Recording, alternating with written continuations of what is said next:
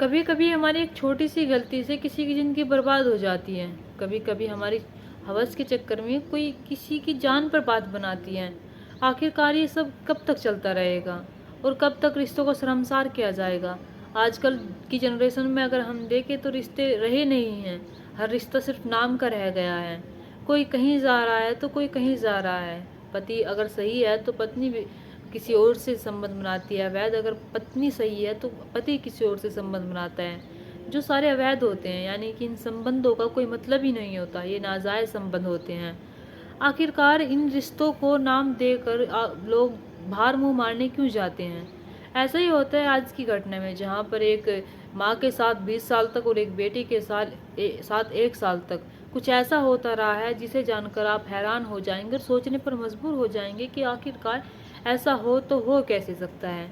और इन सब की जानकारी जब मिलती है, जब ये जो इनकी बातें होती है सोशल मीडिया पर वायरल होने लगती है, सोशल मीडिया पर इनकी बारे में बातें की जाने लगती हैं। आखिरकार क्या होता है इस घटना में, और आखिरकार क्या होता है इन माँ बेटी के साथ, और क्यों होता है और कौन करता है, कैसे करता है, जानने के लिए बने रहिए इस घटना के साथ। नमस्कार, आदाब, सत श्री अकाल, हर हर महादेव। मेरा नाम रूपा है और आज की ये घटना उत्तर प्रदेश का एक शहर लगता है बरेली और यहीं का एक गांव लगता है करेली। दरअसल इस गांव में एक परिवार रहा करता था। उस परिवार के मुखिया का जो नाम होता है वो उस्मान होता है। अब उसकी पत्नी का जो नाम होता है वो मुकेश बानो होता है। उस्मान जो होता है, इसके 2 बच्चे होते हैं, एक लड़का होता है एक लड़की होती है। लड़का जो होता है वो हैदराबाद में रह रहा था, लड़की जो होती है इनके पास रह रही थी। लड़के की उम्र जो होती है वो 22 साल होती है, लड़की की उम्र जो होती है वो 18 साल होती है। मुकेश बानो उसकी पत्नी होती है, वो भी बहुत अच्छी होती है, और जो उस्मान होता है वो भी बहुत अच्छा होता है। ये दोनों जो होते हैं, यानी कि तीनों जो होते हैं, ये परिवार में हंसी खुशी जीवन बिता रहे थे। मैं बात कर रही हूँ 19 अगस्त सन 2020 की। ये उस्मान जो होता है अपने दोस्त, जिसका नाम कौशल होता है, कौशल जो होता है इसका बचपन का दोस्त होता है, उसके साथ ये ढाबे पर बैठकर पी रहा था। और ये इतनी पी लेता है कि शायद इसका नशा जो होता है वो बहुत हो जाता है। जब नशा बहुत हो जाता है तो ये अपने घर सोचता है कि मैं जल्दी लौट जाऊँ, अगर मैं घर जल्दी नहीं लौटूंगा तो शायद मैं घर नहीं लौट पाऊँगा। तभी अपने दोस्त कौशल से कहता है कि भाई मुझे चलना चाहिए। वो 9 या 10 के करीब अपने घर आ जाता है। घर आने के बाद उसे पता ही नहीं था कि वो क्या कैसे आया है कैसे नहीं आया है। वो घर आने के बाद वो सो जाता है और इतना नशे में होता है कि कुछ नहीं पता होता है। जब ये रात के 3 के करीब जब आवाज़ें होती है उसके घर में, जब आवाज़ें होती है उसकी पत्नी चीख रही होती है, तभी उसकी आँख खुलती है और वो हड़बड़ाहट में उठता है। जब हड़बड़ाहट में उठता है तो वो बाहर जाता है और कहता है कि क्या हुआ। तो उसकी पत्नी जो होती है वो कहती है कि उसकी पत्नी के जो गले पे होते हैं थोड़े से चाकू से के निशान होते हैं थोड़े थोड़े, और वो चीख रही होती है कि चोर चोर चोर। उसकी आवाज़ें सुनकर जो बाहर के आस पड़ोस के जो लोग होते हैं वे भी आ जाते हैं इतनी 3 बजे ही। और आने के बाद कहते हैं कि भाई क्या हो गया। जब उस मुकेश बानो को देखते हैं तो उससे कहते हैं कि क्या हुआ। तो वो कहती है कि पता नहीं, हमारे घर में एक चोर आया और चोर जो होता है वो मेरी बेटी के गला से दबा रहा था। जब गला से दबा रहा था तो मैंने जब चीखना पुकारना शुरू किया तो वो भाग गया। अब जब गांव वाले उसकी ये बातें सुनते हैं तो गांव वाले जो होते हैं वे आसपास देखने लगते हैं कि वो चोर कहाँ गया। तभी मुकेश बानो जो होती है वो अपनी बेटी के पास जाती है। जब अपनी बेटी के पास जाती है तो वहाँ पर जाकर देखती है कि उसकी बेटी बेसुध हालत में पड़ी है। जब वो अपनी बेटी का हाथ उठाती है तो हाथ जो होता है नीचे गिर जाता है। जब मुकेश बानो ये चीज़ देखती है कि इसकी बेटी इस दुनिया में नहीं रही है तो वो चीखने लगती है और रोने लगती है और ज़ोर ज़ोर से रोने लगती है। उस्मान जो होता है वो भी सोचने लगता है कि ये सब क्या हो गया, और मैं रात को पी कर आया था, मुझे कैसे पता नहीं रहा कि हमारे घर में कोई चोर घुस गया। अब उस्मान जो होता है अपनी बेटी का नाम अपने ही नाम पे रखता है, उस्मा, क्योंकि वो उस्मा से बहुत प्यार करता था। अब उस्मान जो होता है वो भी रोने लगता है। तभी गाँव वाले जो होते हैं सोचने लगते हैं कि इस परिवार में आखिरकार ये सब क्या हो गया।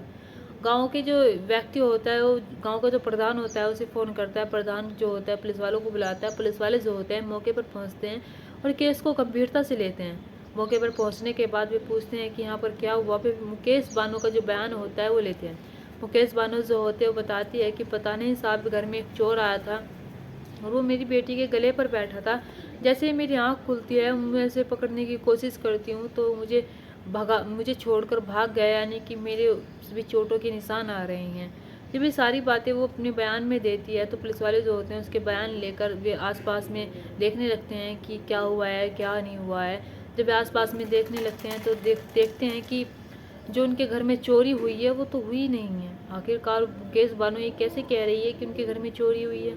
अब पुलिस वाले जो होते हैं वे सोचते हैं कि शायद उस चोरी करने का मौका ना मिला हो। तभी उस लड़की को पोस्टमार्टम के लिए भेजा जाता है। जब पोस्टमार्टम हो जाता है उस मौका, जब उसकी रिपोर्ट आती है तो पुलिस वाले जो होते हैं वे वाकई में उस लड़की का गला घोटा गया था, यानी कि उस माँ का गला घोटा गया था। अब जब गला घोटा गया तो उसकी जो और जांच होती है, उसका निरीक्षण होता है, तभी वहाँ पर और कुछ भी देखा जाता है। उस लड़की के पैरों पर भी निशान होते हैं हाथों के। जब उस लड़की के पैरों पर भी हाथों के निशान होते हैं तो फिर से मुकेश बानो के पास जाते हैं। वहाँ पर जाने के बाद कहते हैं कि तुमने कितने आदमियों को देखा था।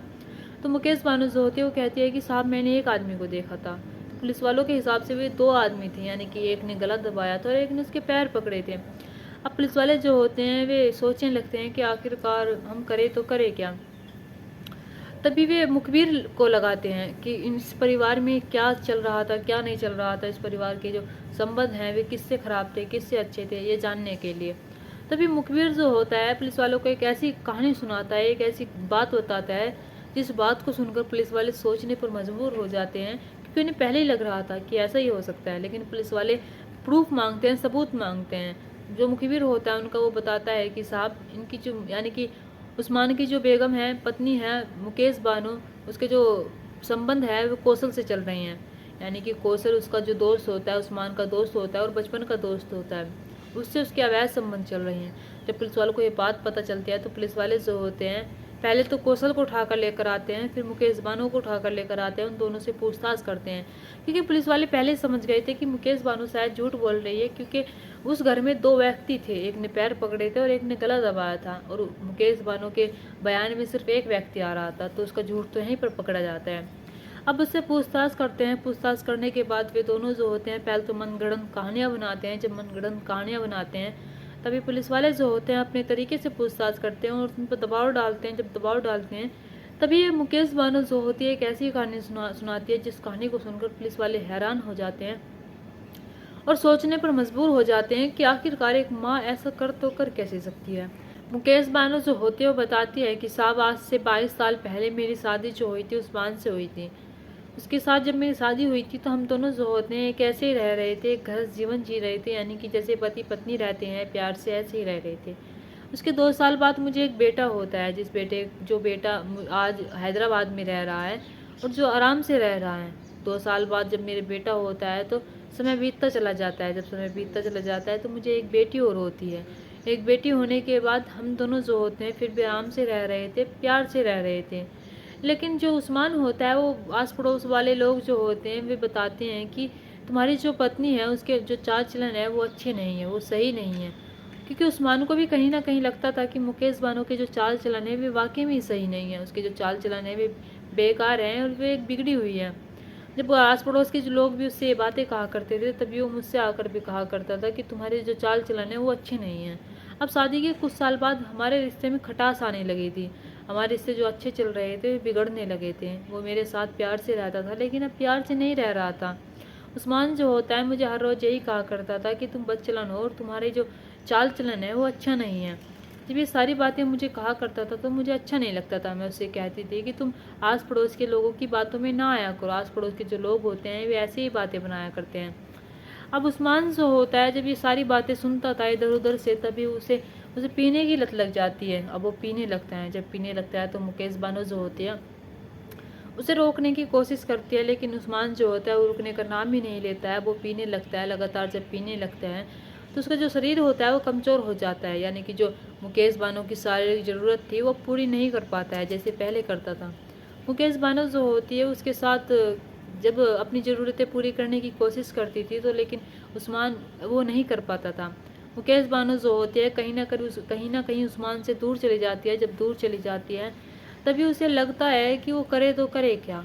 अब ऐसे ही उस्मान जो होता है उसका दोस्त जो होता है कौशल वो उसके घर पर आया करता था। घर पर आकर के बहुत देर देर तक घंटों घंटों तक वहीं पर रहा करता था, बातें भी क्या करता था, मुकेश बानो से हंसी मजाक भी क्या करता था। मुकेश बानो भी जो होती थी उससे हंसी मजाक कर लिया करती थी। उस्मान को ये सब अच्छा नहीं लगता था। वो बार बार उससे कहता था कि तुम ऐसा ना क्या करो, तुम कौशल से हंसी मजाक ना क्या करो। तो वो उस मुकेश बानो जो होती है वो कहती है कि ठीक है मैं नहीं करूँगी लेकिन तुम पीना छोड़ दो। वो पीना नहीं छोड़ता है, वो पीता रहता है। अब हंसी मजाक जो होती है कौशल के साथ वो उनकी जारी रहती है। कौशल जो होता है वो कहता है कि भाभी तुम दिखने में बहुत खूबसूरत हो और बेहद खूबसूरत हो। तो उसकी भाभी यानी कि मुकेश बानो जो होती है वो हंसते हुए मुस्कुराते हुए अंदर चली जाती थी। जब अंदर चली जाती थी तभी वो लगातार, जब उसका घर आना जाना बना रहता है, तो कभी वो उसे खाने के लिए पूछती थी, कभी उसके तुम्हें कुछ चाहिए, ये सारी बातें कहा करती थी। कभी कभी तो वो घर पर उसे खाना भी खिला दिया करती थी। जब ऐसे ही समय बीतता चला जाता है, जब समय बीतता चला जाता है तो कौशल की नज़र मुकेश बानो पर टिक जाती है। यानी कि मुकेश बानो के लिए वो एक दिन सूट लेकर आता है और कहता है कि देखो मैं तुम्हारे लिए क्या लेकर आया हूँ। मुकेश बानो जो होती है वो खुश हो जाती है और कहती है कि ये किसके लिए लेकर आए हो। वो कहता है कि खूबसूरत चीज़ें खूबसूरत लोगों पर जचती हैं। जब ये सारी बातें मुकेश बानो से कहता है तो मुकेश बानो जो होती है फिर से मुस्कुराने लगती है। अब ये दोनों आए दिन ऐसे ही जब बातें किया करते थे, मजाक किया करते थे, कभी वो उसके लिए कुछ लेकर आता था तो कभी कुछ लेकर आता था। तभी मुकेश बानो जो होती है वो कौशल के साथ उसका जो प्यार प्यार तो ये हो ही नहीं सकता, वो अवैध संबंध बनाने लगती है। वो उसके साथ अपनी ज़रूरतों को पूरा करने लगती है।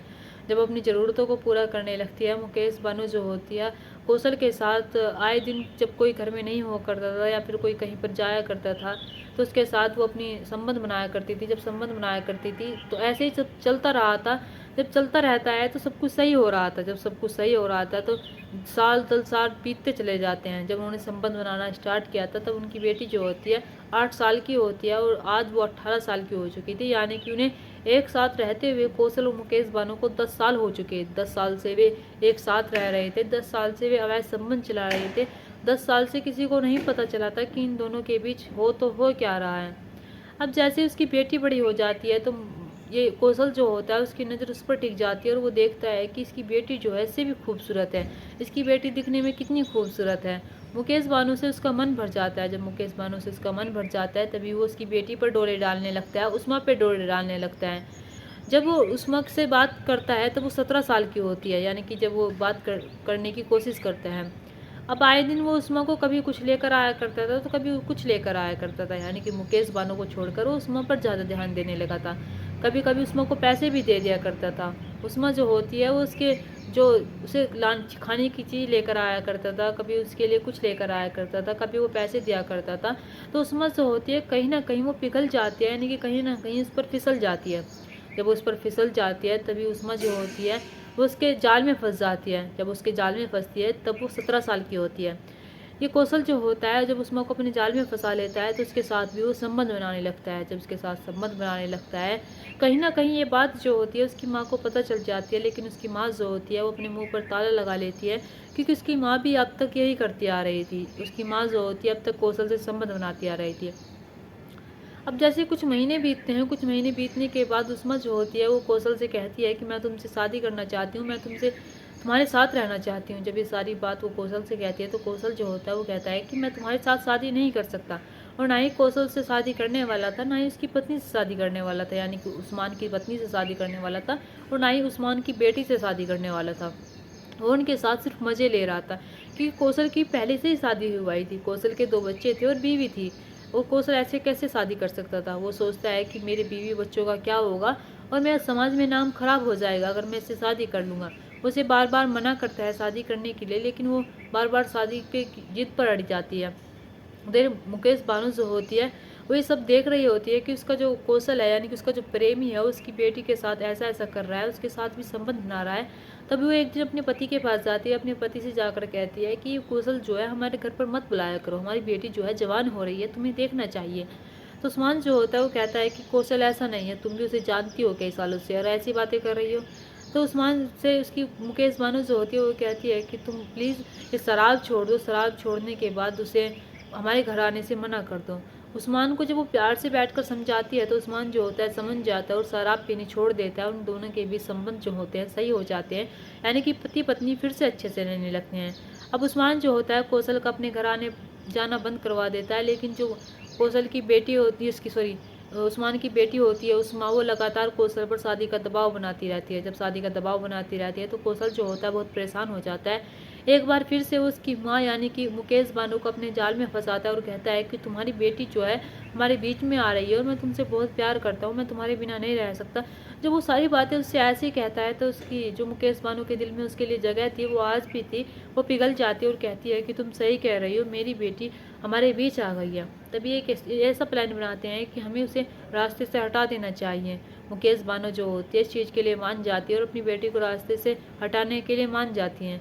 तब ये जो होता है कौशल जो होता है उस्मान को पिलाता है बहुत 19 अगस्त सन 2020 को पिलाने के बाद उसे ऐसे धुत कर देता है नशे में कि वो कुछ ना समझ पाए और कुछ ना देख पाए और ना ही वो उठ पाए। तब ये दोनों प्लान बनाते हैं। प्लान के मुताबिक ये मुकेश बानो जो होती है गेट खुला छोड़ देती है। गेट खुला छोड़ने के बाद ये जो कौशल होता है अंदर आता है। अंदर आने के बाद जो उसका लड़की के उस्मान कह रही उस्मा के गले में दुपट्टा पड़ा हुआ होता है उससे उसका गला दबाता है। उसकी माँ जो होती है उसके पैर पकड़ती है और वो दोनों जो होते हैं उसकी जान ले लेते हैं। जब पुलिस वाले उनकी कहानी सुनते हैं तो पुलिस वाले सोच ही नहीं पा रहे थे, समझ ही नहीं पा रहे थे कि एक माँ अपनी बेटी के साथ ऐसा कर कैसे सकती है। वो कौशल जिसकी पहले से एक पत्नी थी और पहले से ही 2 बच्चे थे, वो आखिरकार इन दोनों माँ बेटी से कैसे शादी कर सकता था। एक ये ऐसे रिश्ते को जन्म देते हैं जिस रिश्ते को शायद इन्हें जन्म नहीं देना चाहिए था। उस्मान क्या सोच रहा होगा, उसका दोस्ती से भरोसा उठा, उसकी बेटी ने भी उसके साथ ऐसा किया और उसकी जो पत्नी होती है वो भी अवैध संबंध चला रही थी। यहाँ पर ये तीनों जो होते हैं एक ऐसे रिश्ते को जन्म दे रहे थे जो इन्हें नहीं देना चाहिए था।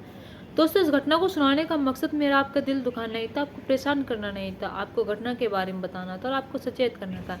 आप अपने परिवार के साथ खुश रहिए। नमस्कार।